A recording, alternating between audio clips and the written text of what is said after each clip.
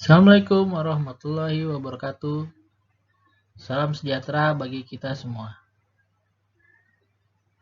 Alhamdulillah kita bertemu kembali di mata pelajaran Sarana Prasarana kelas 12, yang mana kita sudah bertemu pada pertemuan yang sudah beberapa kali secara online melalui Google Classroom maupun Zoom Cloud Meeting. Maka sekarang ini kita masuk ke materi kartu penerimaan barang. Kartu penerimaan barang ini adalah lanjutan dari penerimaan sarana dan prasarana kantor. Jadi di dalam materi ini masuk bab 2 ya, tentang penerimaan barang, penerimaan sarana dan prasarana kantor. Nah, di dalam penerimaan sarana prasarana kantor tentunya banyak sekali yang dilakukan dalam melaksanakan secara administrasi dalam penerimaan sarana dan prasarana kantor. Nah, di dalam kartu penerimaan barang ini saya akan jelaskan secara ringkas dan jelas ya, dan detail pula. Karena kenapa langsung ke kartu penerimaan barang? Karena kartu penerimaan barang ini merupakan suatu tindakan praktis dan praktek yang merupakan lanjutan dari penerimaan sarana dan prasarana kantor. Kartu penerimaan barang itu merupakan suatu bentuk administrasi perkantoran di dalam penerimaan sarana dan prasarana kantor.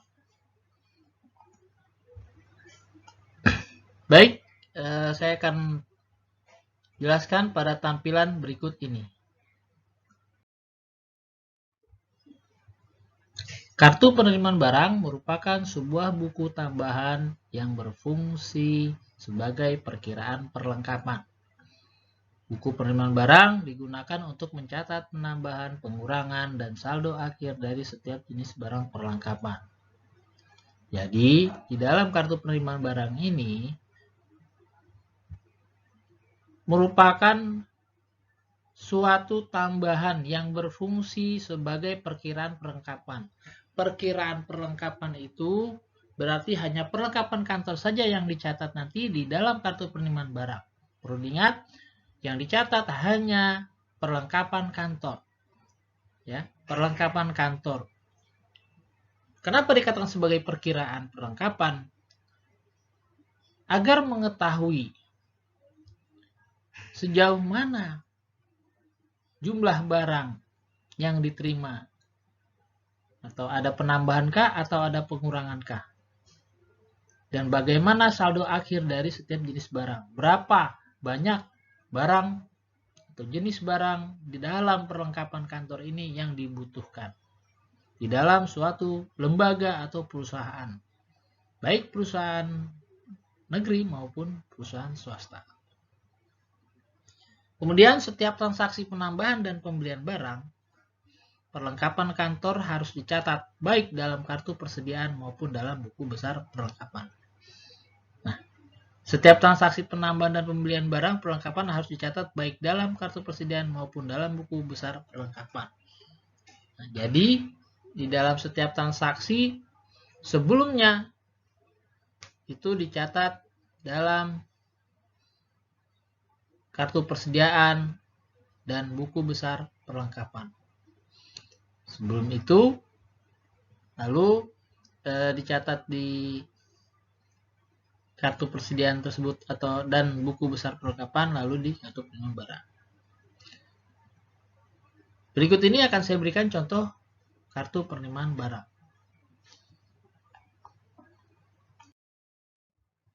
Baik, ini merupakan contoh kartu penerimaan barang. Ya, dalam membuat kartu penerimaan barang, saya sarankan di Microsoft Excel ya. Di Microsoft Excel bentuk kolomnya seperti ini.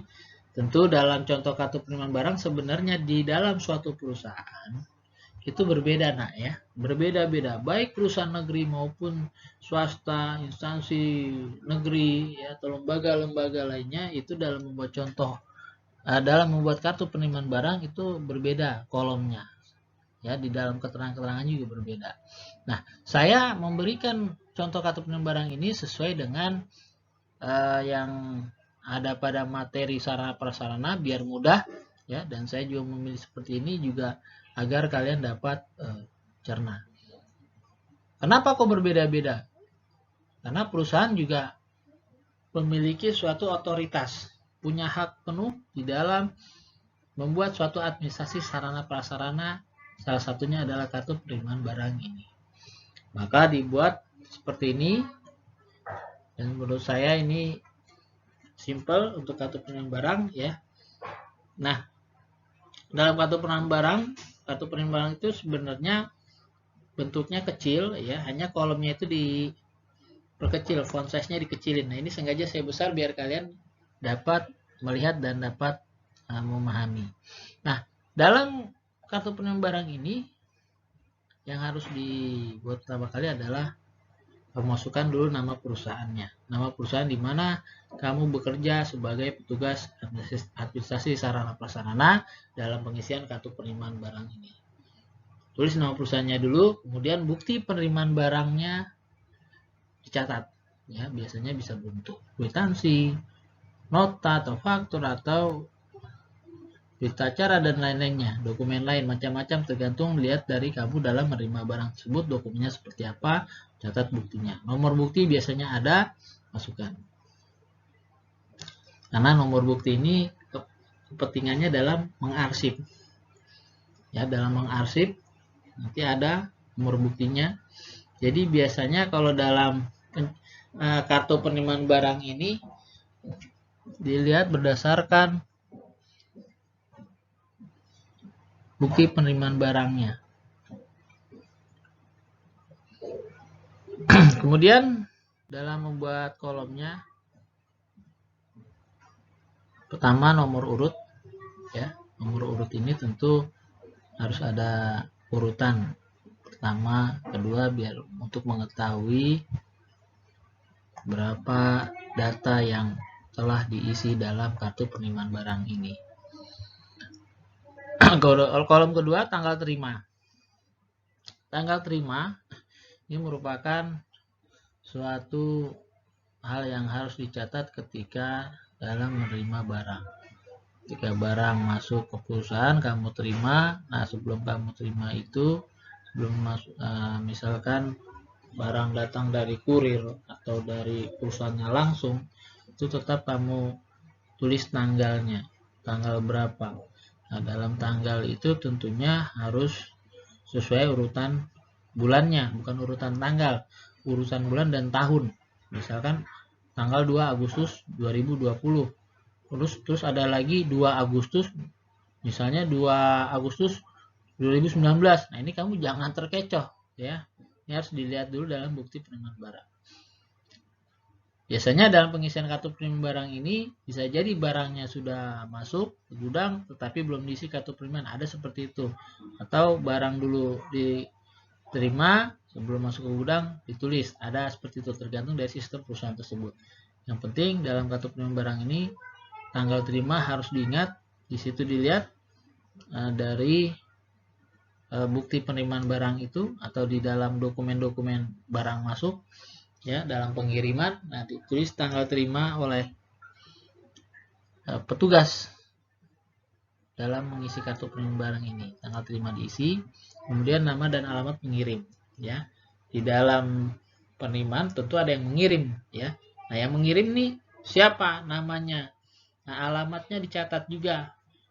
Misalkan barang ini masuk dari perusahaan, dikirim dari suatu perusahaan. Nah, namanya, nama tentu nama yang mengirim di dalam suatu perusahaan tersebut ya. Misalkan Bapak Budi Anggoro. Alamat pengirim dia mewakili perusahaan PT Abadi Jaya. Nah, berarti kamu masukkan di situ nama Budi Anggoro, langsung tulis garis miring, boleh koma, Jalan Ahmad Yani, Jakarta Selatan misalnya. Atau boleh tergantung dari ketika dokumen pengiriman barang itu misalkan nama dan bukan nama perusahaan, nama dari alamat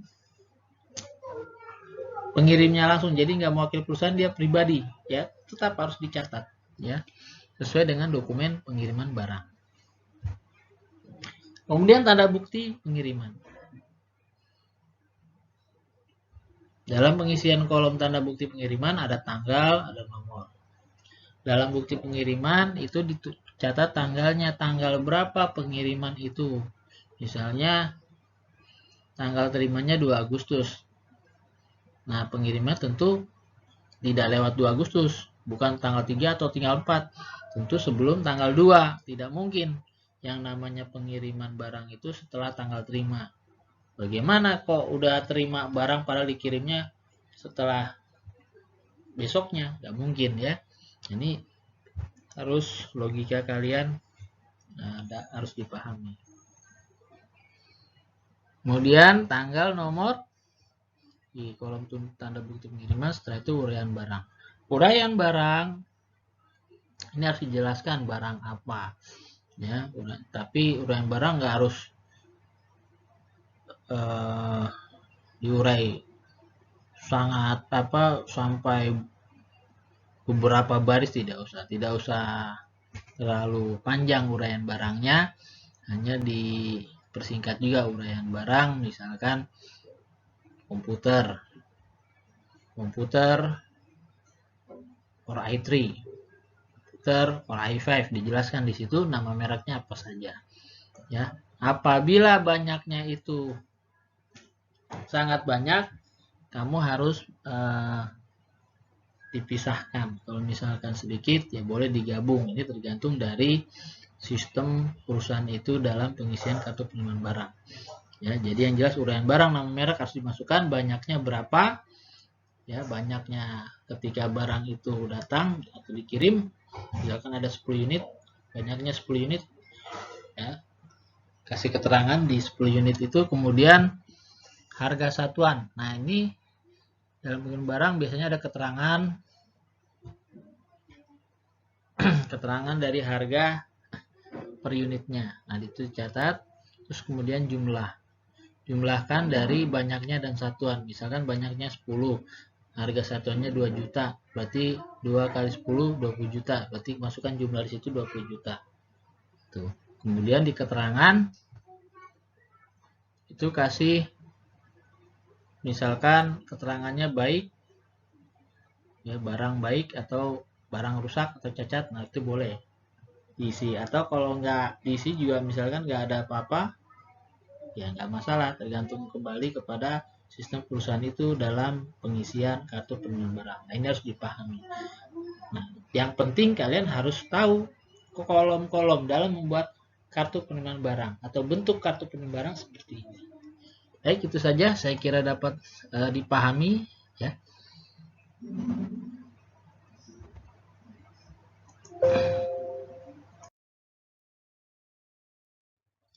Terima kasih. Semoga dapat dipahami oleh kalian dalam membuat kartu penerimaan barang ini, ya. Kartu penerimaan barang ini salah satu administrasi sarana dan prasarana kantor. Semoga dapat bermanfaat tentunya. Apabila ada yang kurang jelas boleh ditanyakan di pertemuan berikutnya. Terima kasih. Assalamualaikum warahmatullahi wabarakatuh.